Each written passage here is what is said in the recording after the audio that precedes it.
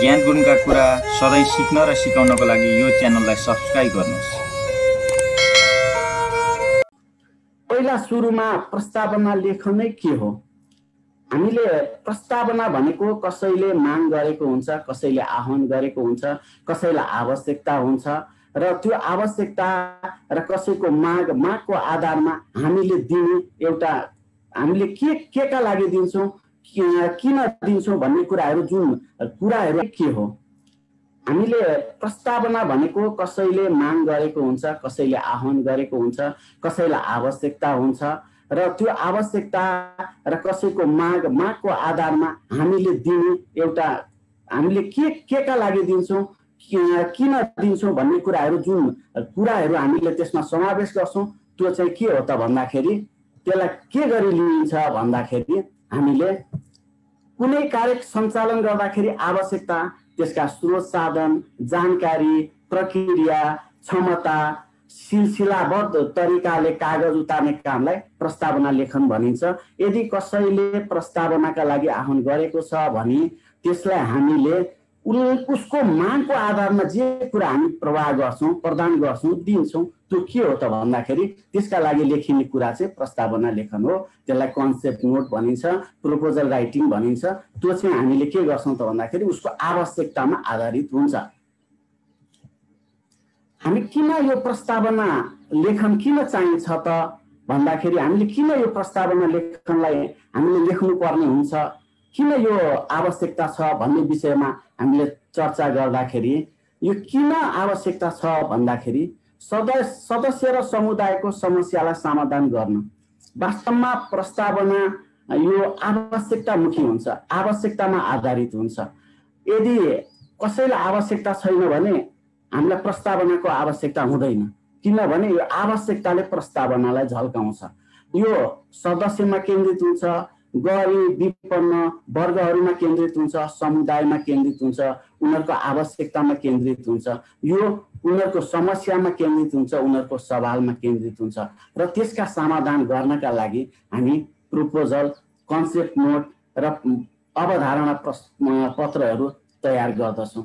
त्यस्तै गरी विभिन्न निकायहरूबाट स्रोत प्राप्त गर्न हामीले प्रस्तावना किन तयार गर्छौँ त भन्दाखेरि कुनै रिसोर्सहरू, कुनै निकायसँग कुनै रिसोर्स छ, त्यसको केही सर्टेन उद्देश्यहरू छन्, त्यो उद्देश्य परिपूर्तिका लागि त्यो निकायहरूले केही माग गरिरहेछ भने त्यो स्रोतलाई हामीले के गर्न त भन्दाखेरि लिनका लागि, त्यसलाई हामीले त्यो स्रोतहरूलाई बाँडफाँड गर्नका लागि, त्यो स्रोत परिचालन गर्नका लागि हामीले अवधारणा पत्र चाहिँ तयार गरिएको हुन्छ।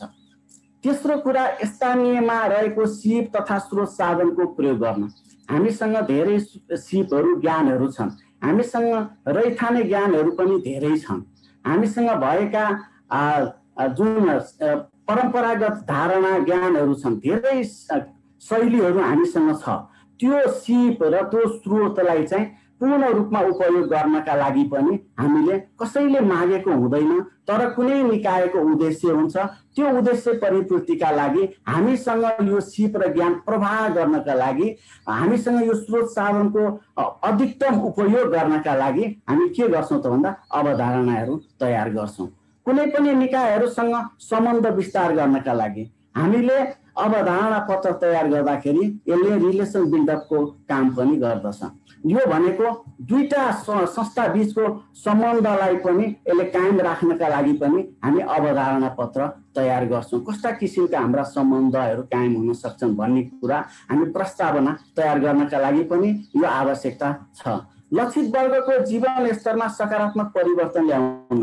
लक्षित वर्ग भनेको जुन गरिब विपन्न जोखिममा परेका वर्गहरू, जुन अहिले हुँदा खाने भन्दा पनि हुँदा खाने वर्गहरू, जुन हुने खाने भन्दा पनि हुँदा खाने वर्गहरू, जुन आज कमाइयो भने आजै खाइन्छ, दुई छाक तार्न जसलाई धौधो हुन्छ, जुन रिमोट एरियामा बस्नु भएको छ, जोसँग स्रोत साधनहरू छैन, त्यस्ता लक्षित वर्गहरूको उनीहरूको जीवनहरू उकास्नका लागि र सकारात्मक परिवर्तन ल्याउनका लागि हामी अवधारणा पत्र तयार गर्छौँ। त्यो कसका लागि गर्छौँ त भन्दाखेरि ती लक्षित वर्गहरूको जीवन स्तरलाई माथि उकास्नका लागि हामी त्यस्ता किसिमका उहाँहरूको सवालमा केन्द्रित रहेर त्यस्ता अवधारणा पत्रहरू हामी तयार गर्छौँ उहाँहरूका लागि र त्यो आवश्यक निकायहरूसँग पहल कदमका लागि पनि हामी उनीहरूको जीवन स्तरमा सकारात्मक सुधारका लागि हामी अवधारणा पत्र तयार गर्छौँ। अब यो अवधारणा पत्र वास्तवमा हामीले कसका लागि गरेका हुन्छौँ भन्दाखेरि सवालका लागि गरेका हुन्छौँ, कुनै लक्षित समुदायका लागि गरेका हुन्छौँ, कुनै समस्या समाधानका लागि गरेका हुन्छौँ, कुनै सिपलाई चाहिँ अनुसरण र अनुकरणीय अभ्यासका लागि हामी अवधारणा पत्रहरू तयार गरेका हुन्छौँ। र यसका प्रकारहरू यसलाई मैले प्रकारमा प्रस्तावनाका प्रकारहरू कति प्रकारका हामी प्रस्तावना अवधारणा पत्रहरू लेखन कार्यहरू गरेका हुन्छौँ भन्दाखेरि यसलाई हामीले 5वटा रूपमा 5वटा प्रकारमा लिएका हुन्छौँ। पहिलो भनेको परियोजना प्रस्तावहरू। परियोजना भनेको ठुला ठुला आयोजना र ठुला ठुला प्रोजेक्टहरूलाई बुझिन्छ। यो भनेको प्रोजेक्टलाई ठुल्ठुला आयोजनाहरूलाई लेखिने प्रस्तावहरू भनेर बुझिन्छ। यो भनेको सरकारले पनि लेखेको हुनसक्छ, कुनै निकायले लेखेको हुनसक्छ, कुनै निकायले या कुनै सङ्घ संस्थाले कुनै व्यवसाय गर्नका लागि कुनै त्यस्ता आयोजना जसले चाहिँ धेरै वर्गहरूलाई लाभ दिनका लागि जसले चाहिँ एकदमै लार्ज स्केलमा समेटिएको हुन्छ त्यो भनेको प्रोजेक्ट प्रपोजल भनिन्छ। यो अलिकति भेग हुन्छ किनभने प्रोजेक्ट प्रपोजलमा चाहिँ विभिन्न कार्यक्रमहरू पनि तय गरिएका हुन्छन्। प्रोजेक्ट प्रपोजल भित्र विभिन्न कार्यक्रम पनि हुन सक्छ। यो अलिकति ब्रोड रूपमा लिएको हुन्छ। यसलाई हामीले धेरै सवालहरू पनि समावेश गर्न सक्छौँ। यो भनेको परियोजना प्रस्ताव हो। त्यस्ता किसिमका योजनाहरूका लागि जुन हामीले हाल्ने प्रस्तावहरू हुन्छ, तयार गर्ने प्रस्तावहरू हुन्छ, त्यो चाहिँ परियोजना प्रस्ताव भनेर बुझ्छौँ। दोस्रो भनेको कार्यक्रम प्रस्ताव। कुनै प्रोग्रामको लागि यदि हामी कुनै प्रोग्राम गर्न जाँदैछौँ, कुनै निकायले प्रोग्रामको लागि आह्वान गरेको छ भने कुनै सवाल छ, कुनै ठाउँमा कार्यक्रम सञ्चालन गर्नुपर्ने छ भने त्यो कार्यक्रम सञ्चालन गर्नका लागि कहाँ गर्ने, किन गर्ने, कसरी गर्ने, अनि त्यसका स्रोत साधनहरू कसरी परिचालन गर्ने, त्यसमा कति बजेट लाग्छ, यी यावत कुराहरू समावेश गरेर जुन हामी तयार गर्छौँ त्यो चाहिँ कार्यक्रम प्रस्तावना भनिन्छ। जुन चाहिँ कार्यक्रममा फोकस हुन्छ, त्यो सवालमा फोकस हुन्छ, समस्यामा फोकस हुन्छ। त्यस्तै गरी हामीले कुनै तालिमहरू सञ्चालन गरेका हुन्छौँ, हामी तालिमका प्रस्तावनाहरू तयार गर्छौँ। यो तालिमका प्रस्तावना धेरै तालिमहरूको समावेश गरेर त्यसलाई एड्रेस गरेर यहाँहरूले त्यसको उद्देश्यहरू सम्पूर्ण तालिमहरूले प्राप्त गर्ने केही सर्टेन उद्देश्य परिपूर्तिका लागि यहाँहरूले जुन प्रस्तावना तयार गर्नुहुन्छ त्यो चाहिँ के हुन्छ भन्दाखेरि ओभरअल तालिमको धेरै शीर्षकहरूका तालिमको प्रस्तावना तयार गरिन्छ।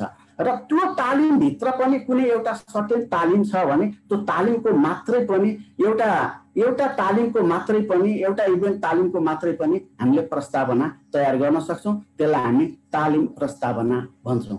त्यस्तै गरी कुनै पनि हामीले कामहरू गर्छौँ, त्यसमा अनुसन्धानहरू गर्नुपर्ने हुन्छ, अन्वेषणहरू गर्नुपर्ने हुन्छ भने यदि कसरी त्यो अनुसन्धान गर्ने, कसका लागि त्यो अनुसन्धान गर्ने, कसका लागि त्यो अन्वेषण गर्ने भन्ने कुराहरू जुन हामीले त्यसको सिलसिलाबद्ध रूपमा हामीले जुन तयार गरेका हुन्छौँ, अभिलेखीकरण गरेका हुन्छौँ र यो कहाँ गर्ने, कसरी गर्ने र कति समयका लागि गर्ने भनेर जुन तयार गरेका हुन्छौँ त्यो भनेको रिसर्च प्रपोजल हुन्छ।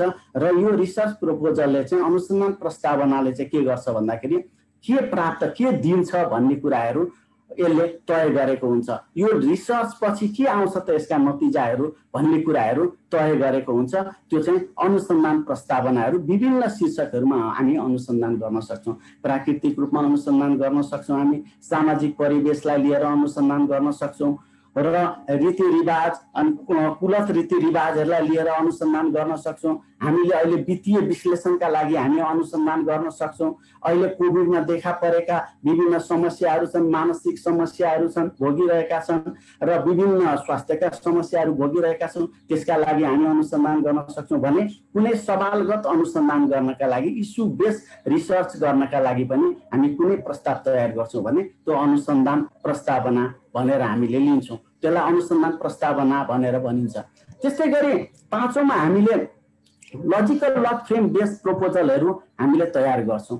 यो भनेको लजिकलमा हुन्छ, यसमा एक्टिभिटिज हुन्छ, आउटपुट हुन्छ, आउटकम हुन्छ, इम्प्याक्ट हुन्छ, त्यसका मेजरेबलहरू हुन्छन्, मेजरेबल इन्डिकेटरहरू हुन्छन्, त्यसका मेजरेबल अब्जेक्टिभहरू हुन्छन्, इमिडिएट अब्जेक्टिभहरू हुन्छन्। यो पुरै त्यसको फ्रेमवर्कमा बसेर जुन हामी परियोजना प्रस्ताव तयार गर्छौँ त्यसलाई तर्कबद्ध योजनामा आधारित प्रस्तावना भनिन्छ, जुन चाहिँ लोजिकल लक फ्रेममा आधारित प्रपोजलहरू हुन्छन्। यसरी हामीले पाँच किसिमले 5 प्रकारले चाहिँ परियोजना प्रस्तावनाहरू तयार गर्छौँ। 5 प्रकारको वर्गीकरणको रूपमा हामीले परियोजना प्रस्तावहरू तयार गरेका हुन्छौँ। अब परियोजना प्रस्ताव लेख्दाखेरि यो लेख्ने क्रममा जब हामी जान्छौँ हामीले के कुराहरू ध्यान दिनुपर्छ त? वास्तवमा भनियो भने परियोजना प्रस्ताव कुनै परियोजना कुनै सवालको रूपमा हामी जान्छौँ भने त्यसमा धेरै कुराहरू हामीले समावेश गर्नुपर्ने हुन्छ र ती जुन हामीले थप जानकारीका लागि कृपया अर्को भाग हेर्नुहोला।